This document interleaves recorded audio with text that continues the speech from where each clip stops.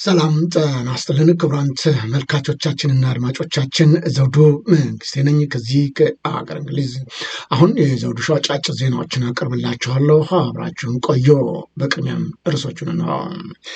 የአብይ ሚኒስትሮች በለንደን ተዋረዱ። ፕሮፌሰር ብርሃኑ ነጋም ተደብቆ ጠፋ። የጤና ባለሙያዎች ከስራ ተባረሩ። ጠቅላይ ሚኒስትሩ ወደ ጠረፍ ሊጓዙ ነው ተባለ። በስራ ማቆም አድማ አሁን በመላው ኢትዮጵያ ጠንክሮ ቀጥሏል። ፋኖ የመጨረሻ ጥሪውን አስተላለፈ። የሰዓት ገድብም በድጋሚ ተጥሏል። ከዝርዝሩ ጋር አብረን ቆይ።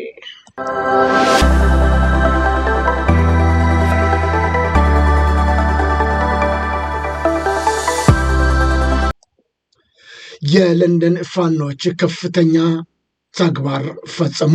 የአብይ አህመድ ሚኒስትሮች ጭንቅ ውስጥ ገቡ። በፋኖችም ውርደት ደረሰባቸው።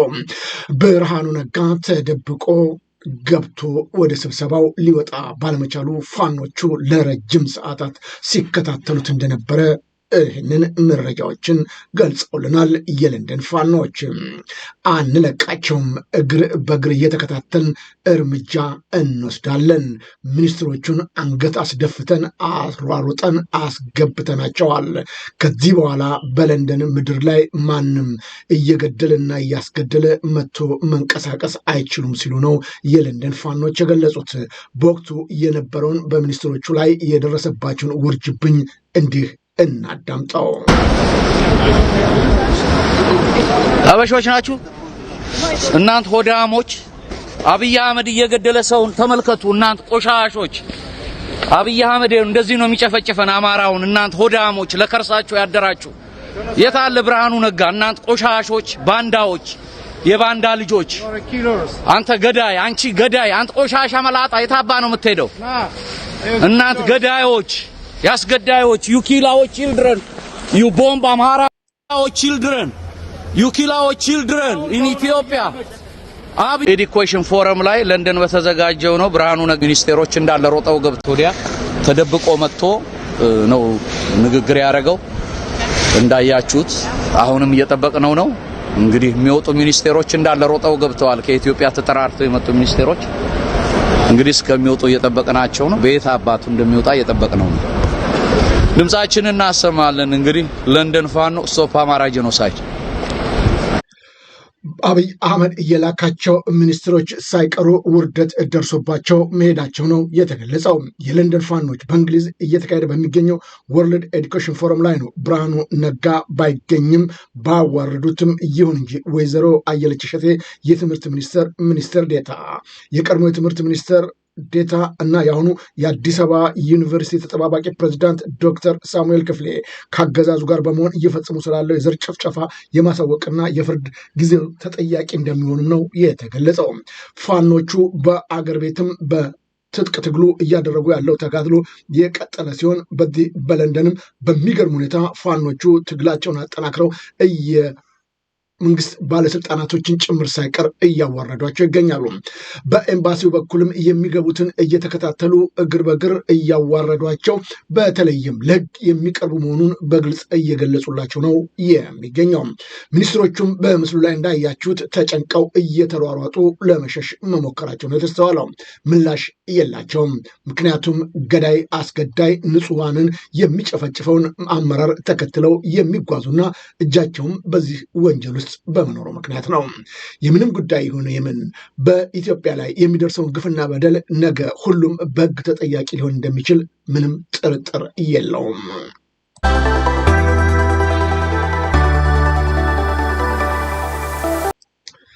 የራስ ደስታ ሆስፒታል ትላንትናና ዛሬ በስራ ገበታቸው ላይ ያልተገኙ ሁሉም የጤና ባለሙያዎች ማሰናበቱን ገለጸ። በሌላም በኩል የጤና ሚኒስትሩ ጡረታ ከወጡ ዶክተሮች ባለፈ እንደዚሁም ስራ ያጡ ሐኪሞችንም ጥሪ አቅርቧል። ግን አንድም ሰው ዝር እያለ የለም። የጤና ጥበቃ ሚኒስቴር የሚያቀርባቸውን ተደጋጋሚ ጥያቄዎች አንቀበልም ብለዋል። በተለያዩ የአገሪቱ ግዛቶች የሚገኙት የሕክምና ባለሙያዎች አሁንም ቆርጠው ተነስተዋል። በምናደርጋቸው እንቅስቃሴዎች ላይ ህዝቡም ከጎናችን እንዲቆም ሲሉም ነው ጥሪ ያቀረቡት።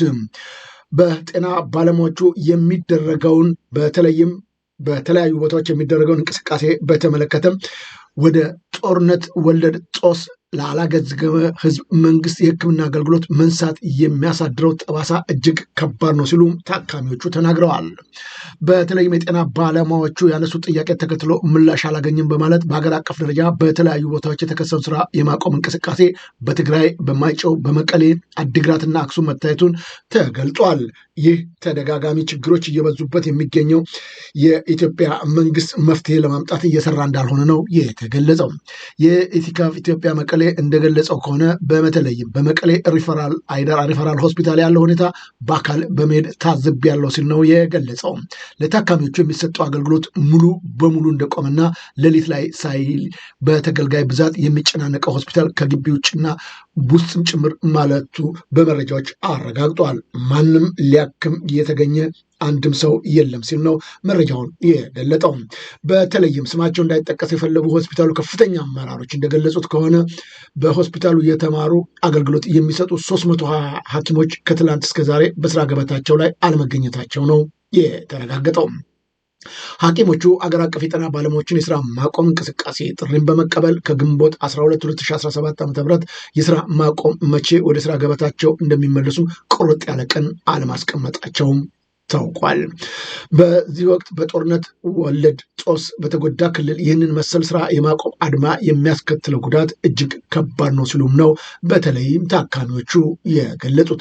የጤና ባለሙያዎቹ ስራ ማቆም አድማን ተከትሎ ይቅር እንዲሁ ህዝቡ ታሞ ለመታከም በሕክምና መድኃኒት እጥረትና በአቅም ማነስ ምክንያት በከፍተኛ ፍዳ ውስጥ ይገኛል እያሉት እነዚሁ ታካሚዎች እባካችሁ ሰብአዊነትን አስቀድሙ የሚል ተማጽኖም አቅርበዋል። መንግስት ሁሉንም ጉዳይ እልባት ሊሰጥ ይገባዋልም ሲሉ ነው የጠየቁትም። በሌላም በኩል ሙሉ በሙሉ ስራ አቁመዋል የሚገለጸው የወላይታ ሶዶ ስፔሻላይዝድ ሪፈራል ሆስፒታልም ሰራተኞች አንሰራም ብለዋል። ከሬዚደንት ሐኪሞች በስተቀር ሌሎቹ የጤና ባለሙያዎች በስራ ላይ መሆናቸው የታወቀ ቢሆንም የሆስፒታሉ ኤክዚኪዩቲቭ ዳይሬክተር እንደገለጸው የወላይታ ሶዶ ስፔሻል ሪፈራል ሆስፒታል የጤና ባለሙያዎች ይህንን በተመለከተ አሁን ወደ ስራቸው ሊገቡ ይገባል የሚል ጥያቄ ማቅረቡ ነው የተገለጠው።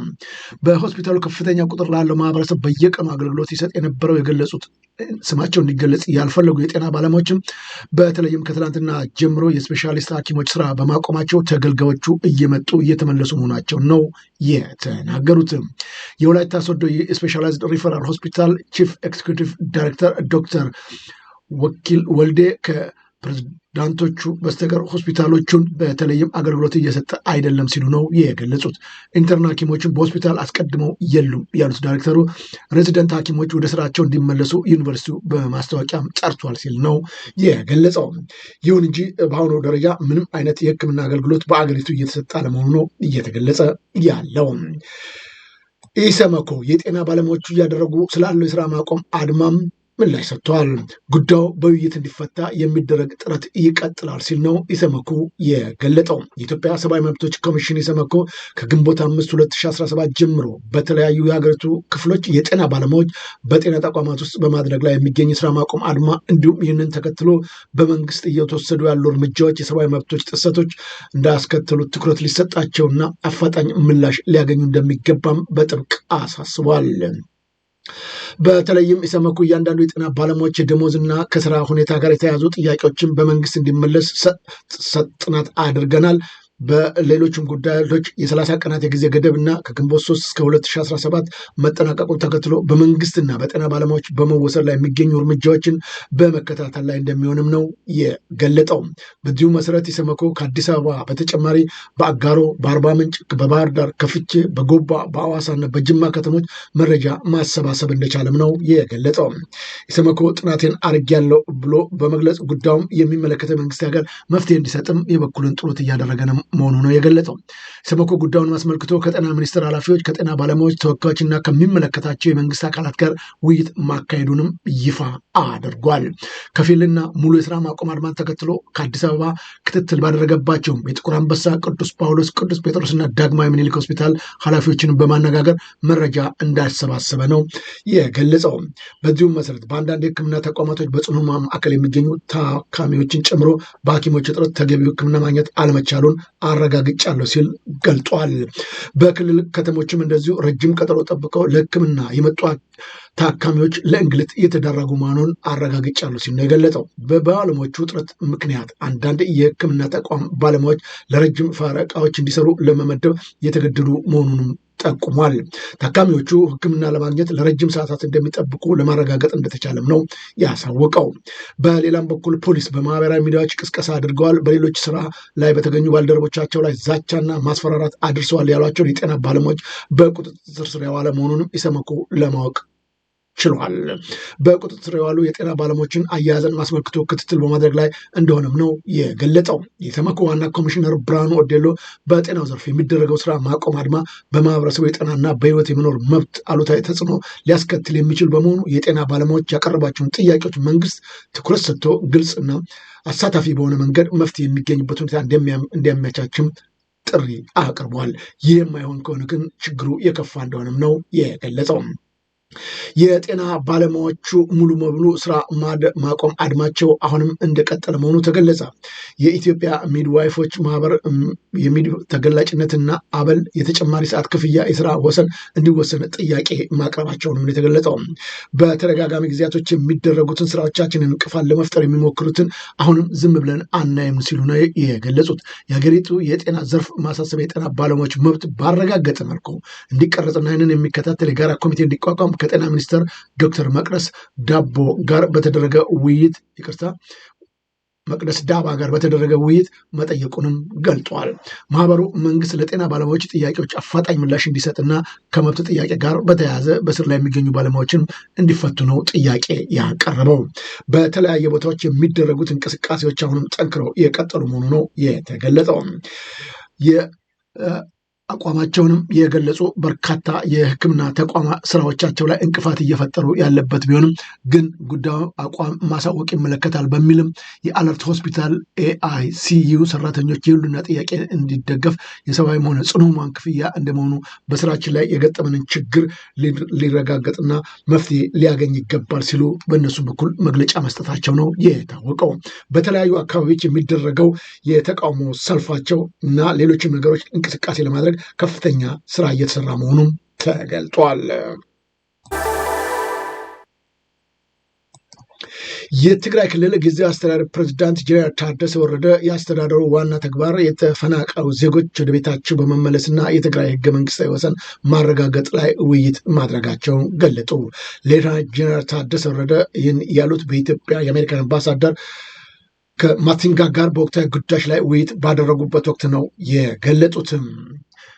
ሌተናንት ጄኔራል ታደሰ ወረደ የተፈናቀሉ ዜጎች የመመለስና የትግራይን ህገ መንግስታዊ ድንበር የማረጋገጥ ጉዳይ ቀዳሚ ተግባራችን ነው ሲሉም ነው ያሳወቁት። ከፕሪቶሪያው ስምምነት መሰረት ሁሉም ጥያቄዎች ከፌዴራል መንግስት ጋር በመነጋገር ለመፍታት እየተሰራ መሆኑን ፕሬዝዳንቱ ታደሰ ተናግረዋል። በኢትዮጵያ የአሜሪካን አምባሳደር ማሲንጋን በበኩላቸው የትግራይ ጊዜያዊ አስተዳደር የፕሪቶሪያውን ስምምነት በአግባቡ በተግባር ለማዋል ያስፈላጊውን ሁሉ ድጋፍ እናደርጋለን ሲልም ነው የገለጸው። የምንችለውን ሁሉ የማድረግ አቅማችንን ተጠቅመን እናግዛለን፣ እንረዳለን ሲሉም አምባሳደሩ አክለው ተናግረዋል። ፋኖች የመጨረሻ ማስጠንቀቂያና ጥሪያቸውን አቀረቡ ለአገዛዙ ደጋፊዎችና በጎኑ ለቆሙት ሁሉ። የቡሬ ዳሞት ብርጌድ ባለፉት ወራት ራሱን መልሶ በማደራጀትና ስር ነቀል ለውጥ ለማምጣት ሙሉ የአመራር ለውጥ በማድረግ በፍጹም አማራዊ ጀግንነት የፖለቲካ ወታደራዊ ቁመና በአስፈሪ ግርማ ሞገስ ተገንብቷል ብለዋል። ታዲያ ብርጌዶቹን በማወቅም ይሁን ባለማወቅ በአገዛዙ ጋር አብረው ቆመው ወንድሞቻቸውን የመጨረሻ ጥሪ ከመጨረሻ ማስጠንቀቂያ ጋር ለማስተላለፍ እንወዳለን ሲሉ ነው የገለጹት። ጥሪያቸውንም ሲያቀርቡ እንዲህ ገልጠውታል። ቡሬ ኢንዱስትሪ ፓርክ ለሰፈር ሚሊሻ በሙሉ እኛ ከእናንተ ጋር ለልጆቻችሁ ወላጅ አልባ ማድረግ አንሻም። ልጆቻችሁ እኛንም በእድሜ ዘመናቸው እንዲወቅሱን በፍጹም አንፈልግም። ስለሆነም ሚሊሻ ወንድሞቻችን እስከ ግንቦት 30 2017 ዓ.ም እስከ ምሽቱ 12 ሰዓት ድረስ የቡሬ ዳሞት ብርጌድ 5ቱም ሻለቃ በሚገኘው ቀጠና የመጠርነፊያ ካምፕ ስላዘጋጅንላችሁ በአስቸኳይ እንድትቀላቀሉ እናሳስባለን ብለዋል። በኡሬ ኢንዱስትሪ ፓርክ ለሰፈረው አድማ ብተና በሙሉ እኛ የአማራ ፋኖ ብሔራዊ ኃይል በጎጃም 5ኛ ክፍለ ጦር ቡሬ ዳሞት ብርጌድ ግዙፍ የአማራ ህዝብ መታገያ ተቋም መስርተንልሃል። ህዝባችን ከዚህ አምባገነን አመራር ጠል አገዛዝ ነፃ ለማውጣት ከፍተኛ ትንቅንቅ እያደረግን ባጀታችንን የመንግስት ስርዓቱን ጥርስ አውልቀን ጥለነዋል። ይህ አምባገነን ስርዓት እኛ አማራዎች በንዋይ በማታለል እርስ በርስ እንዋጋ ድላችንን እየደከመ የሚያደርገውን ጥረት በፍጹም አንደግፈውም። እናንተም በዚህ እየተታለላችሁ በጥቅም ተገርታችሁ የምትሰሩት ስራ በአስቸኳይ ልታቆሙ ይገባቸዋል። በመሆኑም ብርጌዳችን እስከ ግንቦት 30 እንድትቀላቀሉ ጥሪ ያቀርብላችኋል። ቡሬ ኢንዱስትሪ ፓርክ ለሰፈረው የመከላከያ አባላታችን እናት ሀገራችን ኢትዮጵያን ከእናንተ በውሳኔያችሁ አልተሳተፋችሁም። ሀገር አለኝ ወገን አለኝ የሀገሬ ዳር ድንበር አስከብራችሁ ብላችሁ በህዝባችን ፍቅር ተሸንፋችሁ ወደ ሀገር መከላከያ ሰራዊት ተቋም ተቀላቅላችኋል። ሀገራችንን ከውጭ ወራሪ ለመታደግ አልማችሁ እንደነበረም ይታወቃል። አንዳንድ መከላከያ አባላቶች ሻይ ቡና ልትጠቀሙ በተቀመጣችሁበት አፈሳ ተጠቅሞባችሁ የእናትና አባት የእህትና ወንድም ናፍቆት አሸንፏችሁ መውጫ ጠፍቷችሁ በአምባ እንደዚሁም እያለቀሳችሁ የምታዝኑ ሁሉ አባሎቻችን እንዳላችሁም እናውቃለን። አገዛዙ በራሱ ላይ በሰማይ በድሮን በምድር ታንክና በባህር ኃይል አሰማርቶ የአማራን ህዝብ እርስ በርስ በማጣላት ፈንጅ እየጠመደ እያጨፋጨፈ ያለበት ሁኔታ የምታውቁ ናቸው። ስለሆነም እስከ ግንቦት 30 2017 ዓ.ም በሚቆየው የምህረት ጥሪያችንን ተቀብላችሁ የነፍስ ወከፍ መሳሪያችሁን ይዛችሁ ወደ ብርጌዳችን ስትቀላቀሉ እኛም የበኩላችንን ድጋፍ እናደርግላችኋለን። አትጠራጠሩም።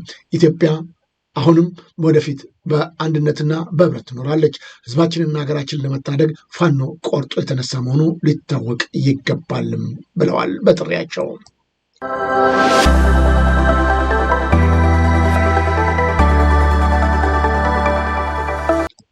በነዳጅ የሚሰሩ ተሽከርካሪዎች ኢትዮጵያ ውስጥ እንዲበረታቱ እናደርጋለን አለ መስሪያ ቤቱ። በተቀመጠው አቅጣጫ መሰረት የኤሌክትሪክ ተሽከርካሪዎችን ብቻ እናበረታታለን። በነዳጅ የሚሰሩ ተሽከርካሪዎች እንዲመረቱም እንዲገጣጠሙና ወደ ኢትዮጵያ እንዳይገቡ ለማድረግ ቁርጠኞች ስራዎች እየሰራን ነው የምንገኘው ብለዋል። በተለይም በኤሌክትሪክ የሚሰሩ መኪኖችን ከማበረታታት በዘለለ ሌሎችን እዚህ በነዳጅ የሚሰሩትን በሀገሪቱ እንዲሰራም አንፈቅድም ሲሉ ነው የገለጹት። በተለይም ኮሚሽነር ዘለቀ ተመስገን ዶክተር እንደገለጹት ከሆነ የኢትዮጵያ ኢንቨስትመንት ከግንቦት 9 እስከ 2000 በአንድ ዝግጅት ላይ እንደተናገሩት አሁን የምናበረታታው የኤሌክትሪክ ተሽከርካሪዎችን ብቻ በኢትዮጵያ እንዲመረቱና እንዲገጣጠሙ ነው፣ ሌሎቹን አናበረታታም ሲሉም አክለው ገልጠዋል። ጠቅላይ ሚኒስትር አብይ አህመድ ወደ ጠረፍ ሊጓዙ ነው ተባለ። ጠቅላይ ሚኒስትር በመሆን ለዓለም ሕዝብ የሰላም መልእክት ለማስተላለፍ ማቀዳቸውን አረጋግጫለሁ ሲል መሰረት ሚዲያ ዘግቧል። የጉዞ ዕቅዱ ከተሳካ ወደ ጠረፍ የተጓዙት የመጀመሪያው የዓለማችን መሪ ሊሆኑ እንደሚችሉ ነው የተገለጸው። እጅግ ገራሚ ነው። በምድር ላይ ምንም ሳይሰሩ በሰማይ ሄደው ጸሎት ለማድረግ መቃረባቸው እውን ፈጣሪ ጋር እቀርባለሁ ብለው አስበው ይሆን የሚሉ ይህ መረጃ ከወጣ በኋላ ብዙዎቹ ትችት አቅርበዋል። በዓለም ታሪክም ወይም ጠፈር ስፔስ የተጓዙ ሰዎች ቁጥር 701 እንደሆነ የታሪክ ድርሳናት ያሳያሉ። ከነዚህ ውስጥ አብዛኞቹ የጠፈር ተመራማሪዎች ሲሆኑ ከቅርብ ዓመታት ግን ጥቂት ሰዎች ከፍተኛ ገንዘብ በመክፈል ዝቅተኛ ንፍቀ ክበብ የጠፈሩን ጉብኝት አድርገዋል። አሁናዊ ፈጣን በሚሆን ሁኔታ እንቀሳቀሳለሁ ብሎ አብይ አህመድ እያሰበውና ያቀደው ነገር እውን ገቢር ይሆናል ተብሎ የማይታሰብ ነው። ይልቅስ ከዛ ይልቅ አሁንም ወደ አረብ ኤሚሬቶቹ ቢኮበልል የተሻለ ይሆናልም ተብለዋል። ዲላ በድጋሚ የሰዓት ገደብ ተጣለ። በተለያዩ ምክንያቶች የሁለት እግር ሞተር ሳይክል ተሽከርካሪዎች የሰዓት ገደብ መጣሉን የዲላ ከተማ አስተዳደር ፖሊስ አዛዥ ምክትል ኢንስፔክተር እድገት ሀርበዬ ገለጸ። ከዚህ ቀደም የንጥቂያ ስርቆት ወንጀሎችን ጨምሮ የኮንትሮባንድ ዝውውሮችን በሚከናወኑበት ጊዜ ከፍተኛ የወንጀል ድርጊቶች እየተፈጸሙ መሆኑን የገለጸው የዲላ ከተማ አሁን ይህንን በተመለከተ እርምጃ እንወስዳለን፣ በመሆኑም ከቅርብ ጊዜያት ወዲህ የትራፊክ አደጋዎችን እንደዚሁ መብራትና በሞተር ሳይክል የታገዙ የንጥቂያ ስርቃ ወንጀሎች እየተበራከቱ ስለሆነ የሰዓት ገደቡ የባንክ ቤት ሰራተኞችን፣ የጸጥታ ተሽከርካሪዎችና ልዩ ፈቃድ ያላቸውን አያካትትም። ከዛ ውጭ ግን ምንም አይነት እንቅስቃሴ የሌለ መሆኑ ሊታወቅ ይገባል ሲል ገልጿል። መንግስት የሚወስዳቸው መረጃዎች በተለይም በፋኖ ላይ ጠበቅ ያለ እንደሚሆን የታሰቡ መረጃዎችና እቅዶቻቸው ተጋለጡ። የአገዛዙ ሰሞኑኛ እቅዶችና አቅጣጫዎች የሚከተሉት እንደሆነም መረጃዎቹ አመላክተዋል። አንደኛ፣ ፋኖ ተዳክሟል፣ እጅ እየሰጠ ነው የሚል በሰፊው መሰራትና ህዝቡን በፋኖ ተስፋ እንዲቆርጥ ማድረግ ነው ሲል ገልጧል። ሁለተኛ፣ የጤና ባለሙያዎችን አመፅ ከዚህ በፊት የቤተክርስቲያን የካቲት 5ቱን አመፅ ባከሸፈበት መንገድ አዳዲስ ስልቶችን በመቀየስ ማክሸፍ ነው ሲልም እንደዚሁ መረጃውን አትቷል። በሶስተኛ ደረጃ መምህራን አመፅ ሊያነሱ ወይም አድማ ሊመቱ ይችላሉ። ስለዚህ ቀድሞ በዞን በወረዳ መሰብሰብ፣ ርዕሰ መምህራንን ጥቅማጥ መስመጥ አመፅ ሊያስነሱ የሚችሉ በመለየት ቀድሞ በማዋከብና ማሰር፣ በተጨማሪም በስብሰባ በብር በመስጠትና በሌሎችም ጉዳዮች ላይ አጠንክሮ መያዝ ያስፈልጋል ብለዋል። ስራ አጥ የሆነውን ወጣት ለአመፅ ዝግጁ ስለሆነ ወጣቱን የመመልመል ከፋኖ ጎን እንዳይቆም ማድረግና ወደ አመፅ እንዳይገባም ጥንቃቄ ባለው ስራ እንዲሰራ ሲል ነው መረጃው የወጣው። ለገበሬው ከኛ በላይ የሚቆረቆር የለም በሚል በማህበራዊ ሚዲያዎችና በተለያዩ የመገናኛ አውታሮች ይህንን በሰፊው መነጋገር ያስፈልጋል። መረጃዎቹ በብዛት መበተን አለባቸውም ሲባል ነው የተገለጸው። በተለይም ለገበሬዎቹ ማዳበሪያ አቅርበን የሚል ክትትል የሚዲያ ዘመቻ ማካሄድ ያስፈልጋል ሲል ገልጿል። ከትግራይ ጋር ለምናደርገው ጦርነት ከህወሓት አንደኛውን አንጃ ደግፎ ሌላውን አንጃ በመክፈል ሰሞኑን በአንዳንድ ከተሞች እንደተደረገው ሰላማዊ ሰልፍ ማካሄድና በህዝብ ፍላጎት ነው የገባ ነው የሚለውን ዓለም አቀፍ ማህበረሰብ ማሳወቅና ማሳየት፣ ህጋዊ ሁኔታዎችን ከትግራይ ጋር ጦርነትን መቅጠም ያሉትና ከላይ የተመለከቱትን በዝርዝር መስራት ይጠበቅብናል ሲል የዶለተውን መረጃ ነው የወጣበት። በተለያየ ቦታዎች የሚደረጉትን የማህበራዊ እንቅስቃሴዎች እየተከታተል አሁን መስራት ይጠበቅብናልም፣ ምላሽም መሰጠት አለበት ሲል መረጃው አክሎ ገልጧል። ይህ ለጥንቃቄ ይሆን ዘንድ እኛም ለእናንተ አካፍለናችኋል። አሁን ወደ ውጭ ዜናችን አመራለን። በደቡብ አፍሪካ አንድ ኢትዮጵያ በጥይት መገደሉ ተገለጸ። በምስራቃዊ ማሚሉዳ የሚገኘው ቲሽዋኒ ከተማ ነው ኢትዮጵያዊ የተገደለው በጠራራ ፀሐይ። እጅግ ያሳዝናል። በሚንቀሳቀስበት ቦታ ላይ ነው የገደሉት። ሟቹ እድሜው 45 ይሆንና በዚህም ከተማ ውስጥ የስፓ ሱቅ ያለው እንደነበር ነው የተጠቀሰው። ፖሊስ ግድያው መንስኤ በተመለከተ ምርመራ በማድረግ ላይ መሆኑም ተገልጿል። ፖሊሱ ቃል አቀባይ ካፕቴን ጆን ሃቫን እንደገለጸው ከሆነ በትላንትና ሁለት ሟች ተጠርጣሪ ገዳይ በሟች ሱቅ በር ላይ ሲጨቃጨቁ እንደነበረ ነው የተገለጸው። ትራምፕ ደቡብ አፍሪካ ነጮችን እያሳደደች ነው ሲሉ ራማፎሳን ወቀሱ። የአሜሪካ ፕሬዚዳንት ዶናልድ ትራምፕ ደቡብ አፍሪካ ነጮችን እያሳደደች ሲሉ ነው የሀገሪቱን ፕሬዚዳንት ሲሪል ራማፎን በዋይት ሀውስ በነበረው ጋዜጣዊ መግለጫ ላይ የተቿቸው። ይህ መቆና አለበት ሲሉ፣ በሌላም በኩል አሜሪካ ማን ፈቃጅ ያደረጋታሉ አያቶላህ የኢራን ሁለተኛው መሪ አያቶላህ አልሐማር ቴህራን ኑክሌር ለማበልጸግ የማንን ፈቃድ አትጠይቅም ማለታቸውም ተነግሯል። ይህ የአያቶላህ ንግግር በሁለቱ ሀገራት በኒውክሌር ልማት ላይ ሊደረግ ውይይት የነበረውን ተጽዕኖ እንዳሳድር መፈራቱም ነው የተገለጸው። በአሜሪካ የሚገኘው የእስራኤል ኤምባሲም 2 ሰራተኞች መገደላቸው ተገለጸ። በአሜሪካ የሚገኘው የእስራኤል ኤምባሲ ሰራተኞች የሆኑት 2 ግለሰቦች በዋሽንግተን ዲሲ በሚገኘው የአይሁድ ሙዚየም ደጃፍ ላይ ነው መገደላቸውን የሀገሪቱ ባለስልጣናቶች የተናገሩት። በአሜሪካ ያሉ ችግሮች እየተበራከቱ የመጡበት ጉዳይ አሁንም ጠንክሮ መቀጠሉ ነው የተገለጠው።